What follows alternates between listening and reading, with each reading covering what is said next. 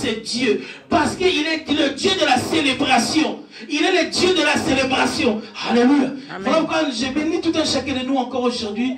Et je remercie le Dieu très haut. Et je remercie aussi mon Père, Docteur Kama, celui qui est le Dieu, celui qui est le Père de beaucoup des enfants. Alléluia. Amen. Bien, mais laisse-moi te dire une chose. La Bible me dit, la loi a été donnée à Moïse.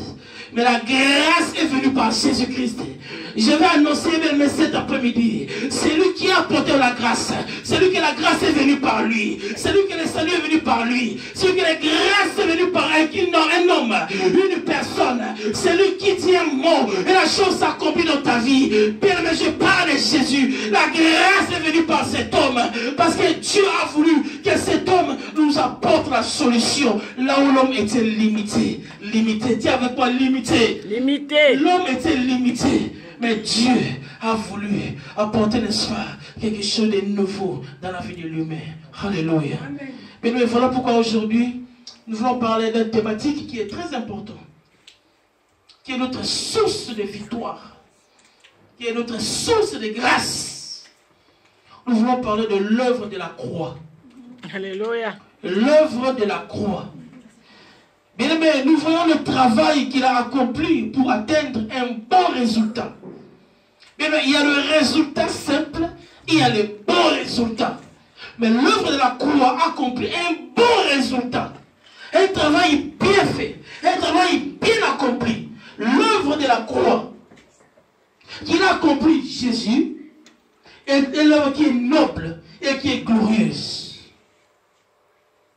Il a fait un travail pour un résultat qui a été visible, qui a été palpable. L'œuvre de la croix. Mais la croix est une puissance pour quiconque croit à cette parole. La croix est une libération pour quiconque espère en ce Dieu. Les dieux que nous prêchons, les dieux, l'évangile que nous annonçons, et l'évangile de la croix. Il faut que Christ, il a fallu qu'il passe par la croix, afin que la victoire de chacun de nous soit totale. Sans la croix, il n'y a pas la victoire, je dis à quelqu'un. Sans l'œuvre de la croix, il n'y aurait pas la victoire. Mais lui, il est passé par cette œuvre, par ce travail. Résultat est que tu es ce que tu es aujourd'hui. Résultat est que tu es chrétien, ce que tu es aujourd'hui. Mais à savoir, qu'est-ce qui s'est passé? Sa cause. Lorsque nous revenons à l'arrière, lorsqu'il dit à Adam, vous ne toucherez pas de cet arbre. Il dit à Adam, servez-vous de tout ce que vous voulez ici, mais de cet arbre, vous n'y toucherez point. C'est là que tout a commencé. Lorsque l'humain a désobéi à la loi de Dieu, l'humain a désobéi à la voix de Dieu. Bien aimé, lorsqu'on désobéit à la voix de Dieu, on devient rebelle. Lorsqu'on désobéit à la voix de Dieu, on se déconnecte avec Dieu. Raison pour laquelle autant mieux demeurer dans la présence de Dieu toute ta vie. C'est là ta récompense. C'est là que tu seras bien. Dans la présence de Dieu, il te donne les choses au-delà de ton espérance. Je parle à quelqu'un aujourd'hui. L'œuvre de la croix, c'est pour toi, c'est pour moi, c'est pour l'humanité. Il dit à l'homme, tu ne touches pas ceci. L'homme a touché. C'est là que tout a commencé. Le mal est entré. Le péché est entré, la désobéissance est entrée. La désobéissance est à l'origine de catastrophes spirituelles de l'humain. La désobéissance est à l'origine des déchirements de la connexion entre Dieu et l'homme. La désobéissance est à l'origine, n'est-ce pas, d'une relation qui a été détruite entre Dieu et l'humain. La désobéissance. Voilà pourquoi la désobéissance est entrée. Il y avait un chaos planétaire. Il n'y a rien qui allait. Il n'y a rien qui marchait. L'homme était voué à la mort. Mais Dieu, Jean 3,16 a intervenu. Amen. En disant, Dieu a tant aimé le monde. Amen. Il a envoyé son Fils unique, afin que quiconque croit, bien aimé, je veux dire à quelqu'un, celui qui n'a pas Christ n'a pas la vie. Si tu n'as pas Christ dans ta vie, tu n'as pas la vie. Or, le jour de la fin, il sera, n'est-ce pas, ceux-là qui n'ont pas Christ ne puissent échapper à la sentence à venir. Voilà pourquoi Christ en nous donne la capacité de devenir enfants de Dieu. Non ceux qui sont nés de la chair et du sang, mais ceux qui sont nés de l'esprit. Un travail qui a été accompli bien. Bien, mais laisse-moi te dire une chose. La prophétie de l'arrivée de Jésus et son action est plus de 300 fois dans la Bible, on a prophétisé sur cet homme. Plus de 300 fois, on a parlé de l'arrivée de Jésus. De Genèse, Apocalypse, on parle de cet homme. Non, c'est lui la vraie star. C'est Jésus la vraie star des stars. C'est lui qui est au-dessus de tout. Voilà que la Bible nous dit. Il a été souverainement élevé. Ça c'est vrai. Souverainement élevé. Aucun homme, aucune femme n'a été souverainement élevé. Mais lui, il a été souverainement élevé. Et il a reçu le nom qui est au-dessus de tout nom. Amen. Alléluia. Maintenant, nous parlons de l'œuvre de la croix. C'est là que lorsque le mal est entré, tout s'est déchiré. La désobéissance. Car la désobéissance a mis aussi les sols en difficulté. La Bible nous dit dans Genèse 3, 17, même les sols a été maudit à cause de la désobéissance de l'homme. Genèse 3, 17. Même les sols a reçu le choc de la désobéissance de l'humain. Même les sols.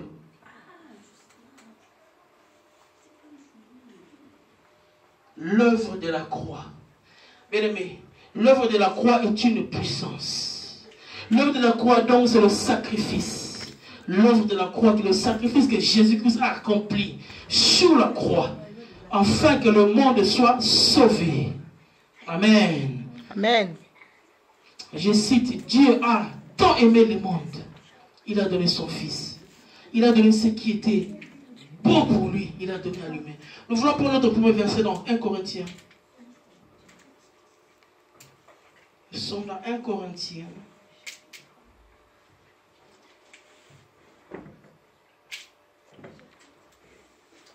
Un Corinthiens 1, 18e. La Bible déclare, car la prédication de la croix est une folie pour ceux qui périssent, mais pour nous qui sommes sauvés, elle est une puissance de Dieu. Alléluia. Parole du Seigneur. La prédication de la croix est une folie pour ceux qui périssent. Mais pour ceux qui n'ont pas la révélation de ces choses, lorsque nous parlons, n'est-ce pas, de la révélation de la croix, mais ils ont un voile, ils ne voient pas. Oh, si tu as le voile devant tes yeux, il te sera difficile, n'est-ce pas, de percer au-delà du mystère de la voile. Oh, nous, si tu as la révélation, tu as l'esprit de Dieu, tu vas percer le mystère du voile. Voilà pourquoi est une folie la prédication de la croix pour ceux qui périssent, pour ceux qui n'ont pas l'esprit de Dieu, pour ceux qui ne connaissent pas Dieu. C'est des choses compliquées. C'est des choses auxquelles lorsque tu leur dis, ils se prennent pour un fou. Oui, c'est la folie pour eux. Mais pour nous qui sommes sauvés, nous dit la Bible, c'est une puissance. Car dans cette puissance, c'est là que toi tu tires, n'est-ce pas, ta grâce. Dans cette puissance, c'est là que toi tu tires ton salut. La prédication de la croix. Pour ceux qui ne connaissent pas Dieu, c'est inimaginable que Jésus-Christ, bien-aimé, il a été conduit sur la croix. Lorsque tu dis à quelqu'un qui ne connaît pas ces choses, pour lui ce sont, n'est-ce pas, des fables. C'est juste une histoire, n'est-ce pas, imaginée. Mais nous savons, c'est une vérité. C'est une vérité parce que comme un homme, comme le péché était rentré par un homme, il fallait aussi qu'un homme puisse, n'est-ce pas, se sacrifier pour que tout le monde soit sauvé. Amen. Alléluia. Amen. Mais la solution, si on a trouvé que la solution en lui-même, aucun homme n'était capable de donner la réponse par rapport au fléau du péché. Mais Dieu, il s'est trouvé la réponse en lui-même. Lui-même, il a envoyé son Fils. Voilà qu'aujourd'hui nous prêchons, n'est-ce pas, l'œuvre de la croix. Nous prêchons Jésus-Christ de Nazareth. Nous prêchons Jésus-Christ à la croix. Nous prêchons Jésus-Christ ressuscité. Nous prêchons Jésus-Christ. C'est lui qui a reçu tous les coups. La Bible nous dit, la malédiction, la condamnation qui reposait sur toi, il a pris sur lui. Ça veut dire, il s'est fait pécher, lui. Il ne s'est pas fait pécher, non. Il s'est fait pécher, afin que toi, tu puisses rentrer dans la grâce. Afin que toi, tu puisses rentrer dans la grâce. Comme je disais, lui, il est venu avec la grâce. Cette grâce, tu en bénéficies par le moyen de la croix. Par le moyen de la croix. L'œuvre de la croix est une puissance pour quiconque croit. Voilà que la Bible nous dit, pour ceux qui périssent, c'est une folie. C'est inimaginable. Ce n'est pas possible. Et pour nous, nous savons, il fallait qu'il passe par là. La Bible nous dit, Jésus-Christ, lorsqu'il est descendu, son amour était plus fort. L'amour de Jésus était plus fort pour nous. Mais l'œuvre qu'il a accomplie, c'était fort. Durant cette semaine, j'étais en train de réfléchir par rapport à cette œuvre que Christ a accomplie sur la croix. C'était très fort. Amen. La croix de Jésus est une œuvre de la rédemption, de l'expiation, de la justification et de la réconciliation. C'est un sacrifice de la rédemption. C'est-à-dire, il a payé le prix. Enfin, c'est toi qui devais payer ces prix. Mais toi, le prix que tu devais payer, c'est la mort. Voilà le sacrifice ultime, c'était la rédemption. C'est-à-dire, il a payé Christ, c'est la rédemption pour le rachat. Ça veut dire la rédemption, c'est le rachat que Christ, il t'a racheté. Il s'est mis à ta place pour recevoir le coup que toi tu devais recevoir. La sentence que toi tu devais recevoir par la rédemption, la rémission du péché, et il t'a, n'est-ce pas, racheté. Il ne soit rachat expiatoire, il t'a libéré, il t'a enlevé des chaînes qu'on t'a liées. Voilà l'action de Christ, l'œuvre de Christ sur la croix. Tu étais enchaîné, tu partais directement droite vers une destination, n'est-ce pas, ténébreuse. Mais lui, sur ton parcours, la Bible nous dit, il est descendu, il a pris ta place. En réalité, c'est toi qui devais être à sa place là où il était. Mais lui, il a pris les fardeaux de l'humain. Mais imaginez-vous, lorsqu'on l'arrêta, voilà pourquoi j'ai dit à quelqu'un, on ne joue pas avec la rédemption. Le rachat que Christ a racheté. Amen. C'est tellement fort l'humain. C'est tellement fort, peuple de Dieu. Aujourd'hui, on marche sous le rachat. On joue avec le rachat. Lui qui a payé le prix de sa vie. Le prix de sa vie. Oh, sous son parcours. Regarde ce qu'il a enduré. L'humiliation. Lui qui était dans son trône. Là où il était au ciel. Mais il n'a pas regardé la place qu'il occupait. Mais il a accepté l'humiliation. La première chose, c'était l'humiliation. Un roi très élevé. Un Dieu puissant. Un Dieu redoutable. Mais il a accepté l'humiliation. C'est parce que toi, tu es dans le plan de Dieu. Tu es dans le plan de Dieu. Voilà pourquoi il va accepter de descendre, d'être humilié. Aucun homme n'a été humilié comme ça. Aucun roi n'a été humilié comme ce roi des rois. On dit le roi des rois, mais il a été humilié. Voilà quand bien aimé, je nous dis, oh je pleure. Je dis simplement, ne jouons pas avec la rédemption. Le rachat que Christ nous a racheté, l'église, l'humain, l'humanité, femmes, hommes, n'est-ce pas, hommes, les sœurs, frères, ne jouons pas avec la rédemption. Il a payé un grand prix, le prix de son sang. Amen.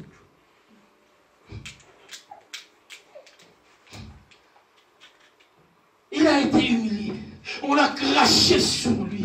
Il a porté le soin une croix qui était plus lourde que lui. Qui était plus lourde que lui. Peut-être 10 fois, 5 fois. Il a porté les fardeaux, bien aimé. Cette souffrance, je vois ça encore. croix. Cette souffrance, il avançait. Il avançait. Personne ne venait en aide. Personne ne pouvait les soutenir. Parce qu'il devait passer par là. Il devait passer par là. Afin que l'humanité soit sauvée. Nous parlons de Jésus-Christ qui est passé par la croix, par son œuvre. C'est cette croix, bien aimé. Il avançait avec sa croix. Une croix énorme. Une croix énorme. Il était en sang. Il avançait, il était en sang. Il s'était souillé. Il était fatigué. Il était fatigué. Mais il ne s'est pas arrêté. Il ne s'est pas arrêté. Il avait l'objectif d'aller jusqu'à Gethsemane. Il avait l'objectif d'aller dans le soin, dans ce lieu de crâne. Là où il devait être le soir crucifié. Il devait aller à Golgotha. Dans Golgotha, destination finale, c'était Golgotha. Il n'a pas arrêté. Il a avancé avec sa croix. Il a avancé avec la croix. Il avance avec la croix. Bien aimé, il était en sang. Il était fatigué. On crachait sur lui. On a craché sur le maître. On a craché sur le Dieu de Dieu. On a craché sur un roi. Pourquoi? Pour la rédemption de l'humain. Pour le rachat de plusieurs d'entre nous. Pour le rachat des sœurs, des frères, des enfants, de l'église.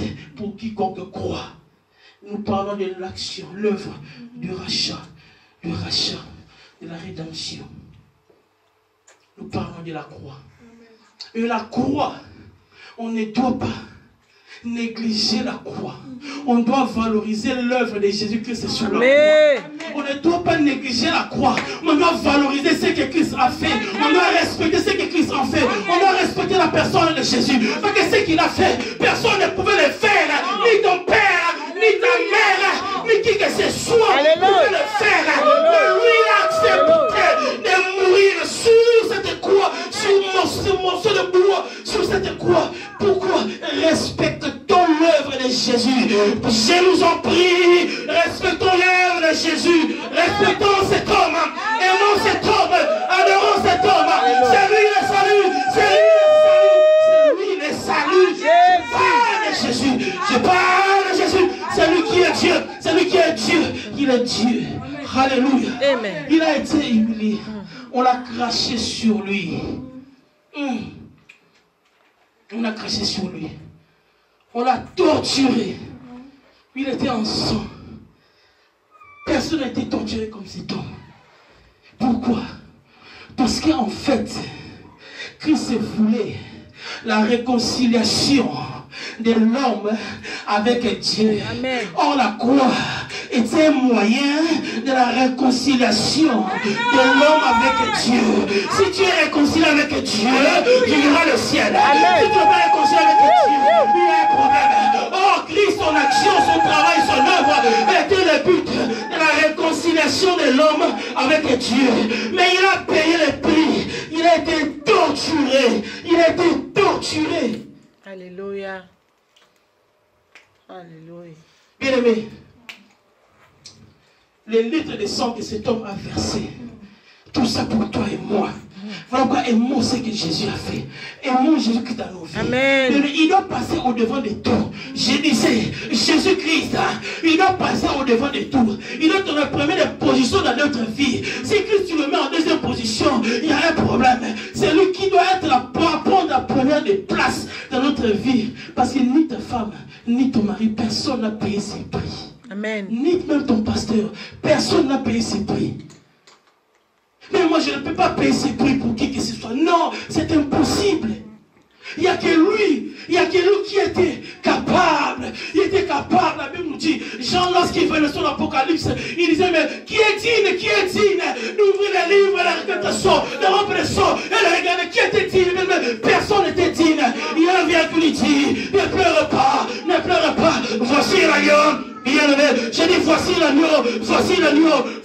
Alléluia. Lui qui était capable. Alléluia. Et le réconcilier avec Dieu. Il était torturé.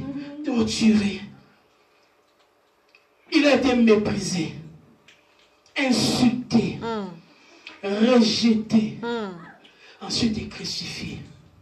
Pourquoi? Pour le salut de l'humain. Alléluia. Par les efforts de Jésus-Christ, nous avons obtenu le salut et la grâce. Car comme la grâce est venue sur lui, c'est lui qui est l'auteur du salut. On ne doit pas, bien-aimé, jouer avec le salut. Mais on doit préserver notre salut. Alléluia.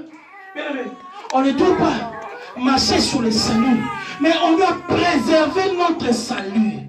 Le salut, on la préserve. Si tu préserves ton salut, les jours de la fin, tu seras épargné. Mon joli Dieu nous fait grâce aujourd'hui, mais les gens marchent sur le salut.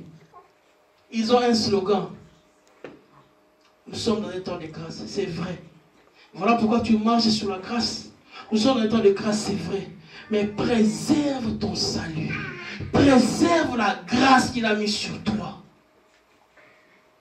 Parce qu'il a été cherché ça très loin par les moyens de la croix. Un parcours difficile, insulté, humilié, rejeté, flagellé, tout ce que vous voulez, afin que toi et moi, nous soyons différents des autres.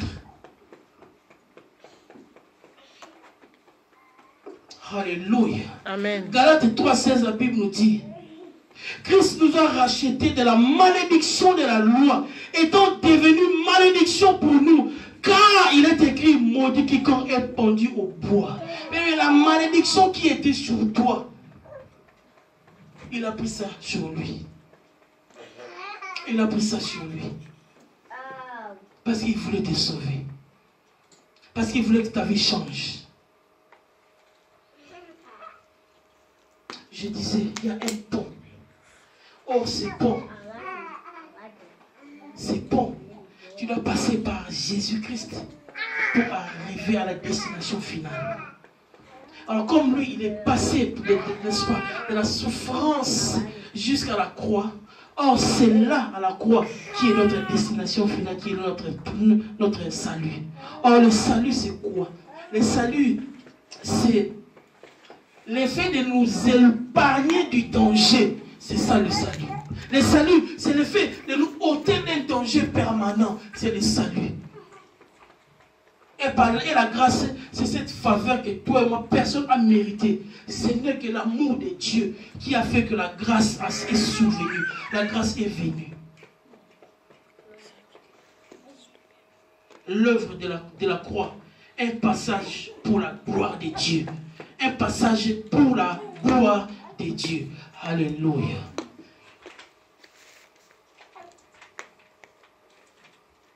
Romains 3, 23, la Bible déclare encore.